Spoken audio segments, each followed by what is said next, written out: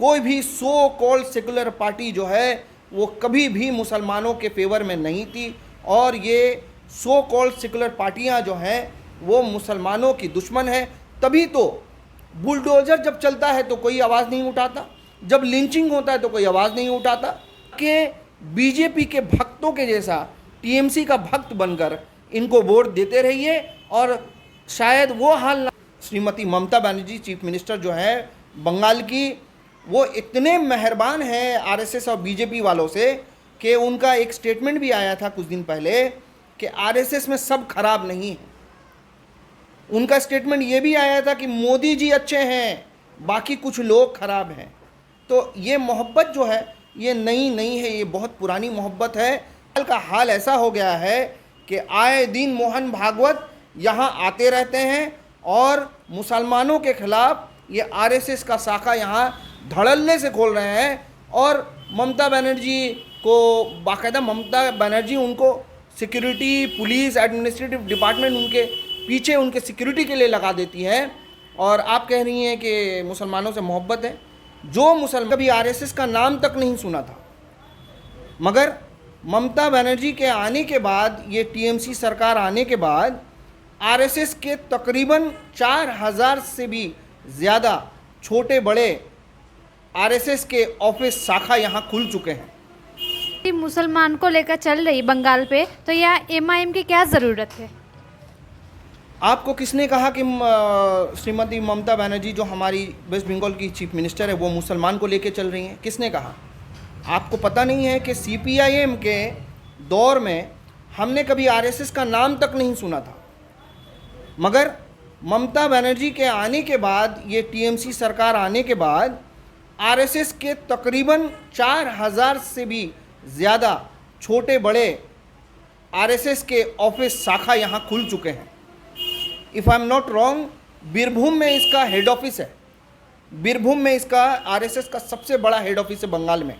और हमने कभी मोहन भागवत का नाम तक नहीं सुना था, मगर आज बंगाल का हाल ऐसा हो गया है कि आए दिन मोहन भागवत यहाँ आते रहते हैं और मुसलमानों के खिलाफ ये आरएसएस का शाखा यहाँ धड़ल्ले से खोल रहे हैं। और ममता बनर्जी को बाकायदा ममता बनर्जी उनको सिक्योरिटी, पुलिस, एडमिनिस्ट्रेटिव डिपार्टमेंट उनके पीछे उनके सिक्योरिटी के लिए लगा देती है। और आप कह रही हैं कि मुसलमानों से मोहब्बत है। जो मुसलमानों का जानी दुश्मन है उससे ममता बनर्जी मोहब्बत कर रही हैं, तो फिर मुसलमान से हमदर्दी कहाँ है ममता बनर्जी को? लेकिन बंगाल के लोग तो ममता बनर्जी को ही सपोर्ट करते हैं ना, मुसलमानों। आपको क्या लगता है कि आज बंगाल में तकरीबन 13 करोड़ की आबादी है, उसका अगर आप 50% भी जोड़ेंगे तो तकरीबन 6.5 करोड़ अगर वोटर हैं, तो आपको क्या लगता है 6.5 करोड़ वोटर सब टीएमसी को वोट देते हैं, बाकी सबको वोट नहीं मिलता है? तो 100% लोग कभी उनको सपोर्ट नहीं करते हैं। हाँ, 30%, 40%, 45% लोग सपोर्ट करते हैं। उसके अलावा बाकी 55% लोग जो हैं वो टीएमसी के साथ नहीं हैं। क्यों? मैं आपको बता दूं कि शायद यहाँ के बंगाल के इतिहास में ऐसा कभी नहीं हुआ था कि 77 सीट्स बीजेपी को असेंबली में मिल जाए। तकरीबन 18 सीट्स लोकसभा में बीजेपी को मिल जाए, ये कभी नहीं हुआ था। ये हमारी हरदिल अजीज़ श्रीमती ममता बनर्जी चीफ मिनिस्टर जो है बंगाल की, वो इतने मेहरबान हैं आरएसएस और बीजेपी वालों से कि उनका एक स्टेटमेंट भी आया था कुछ दिन पहले कि आरएसएस में सब खराब नहीं है। उनका स्टेटमेंट ये भी आया था कि मोदी जी अच्छे हैं, बाकी कुछ लोग खराब हैं। तो ये मोहब्बत जो है ये नई नहीं है, ये बहुत पुरानी मोहब्बत है। क्योंकि अटल बिहारी वाजपेयी साहब के वक्त, जब अटल बिहारी वाजपेयी हमारे प्राइम मिनिस्टर हुआ करते थे, उस वक्त उन्होंने अलायंस करके बाकायदा रेलवे मिनिस्ट्री लिया था। रेलवे मिनिस्टर बनी थी वो। तो बाकायदा बीजेपी के साथ इनका पुराना रिश्ता है, पुराना अलायंस है इनके साथ।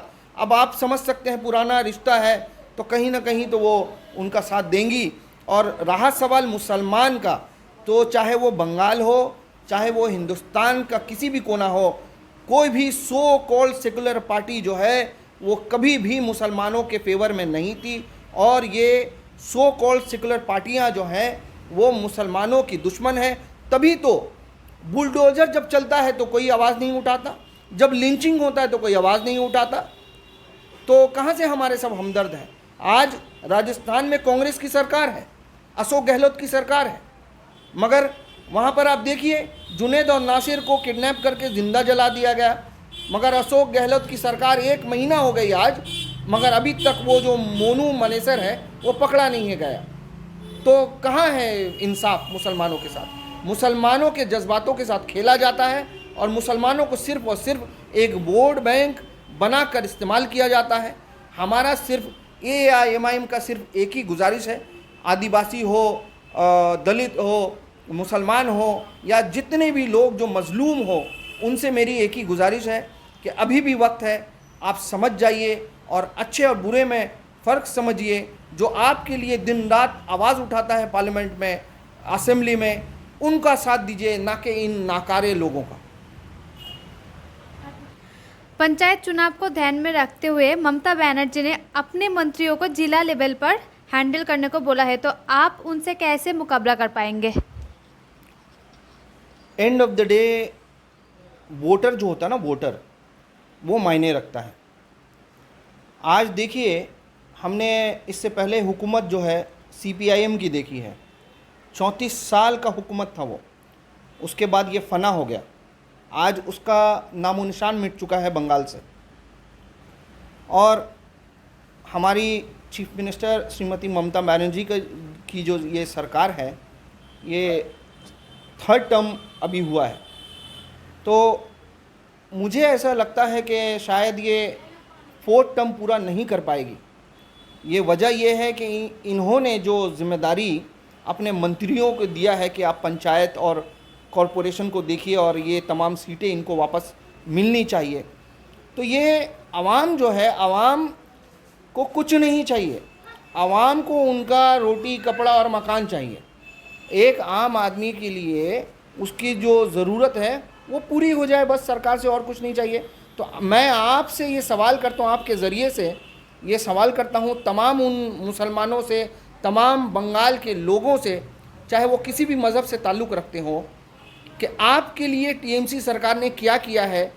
एक बार वोट देने से पहले ये ज़रूर सोचिए, तब आप वोट दीजिए, ना कि BJP के भक्तों के जैसा TMC का भक्त बनकर इनको वोट देते रहिए। और शायद वो हाल ना हो जाए जो CPIM के वक्त में बंगाल के लोगों का हो गया था, कि 34 साल के बाद ये यहाँ के बंगाल के लोगों का ऐसा हाल हो गया था कि ये कहीं के नहीं रहे, और बाद में CPIM को जिस तरह से उखाड़ कर फेंक दिया गया था, कहीं वही हाल ये TMC का ना हो जाए।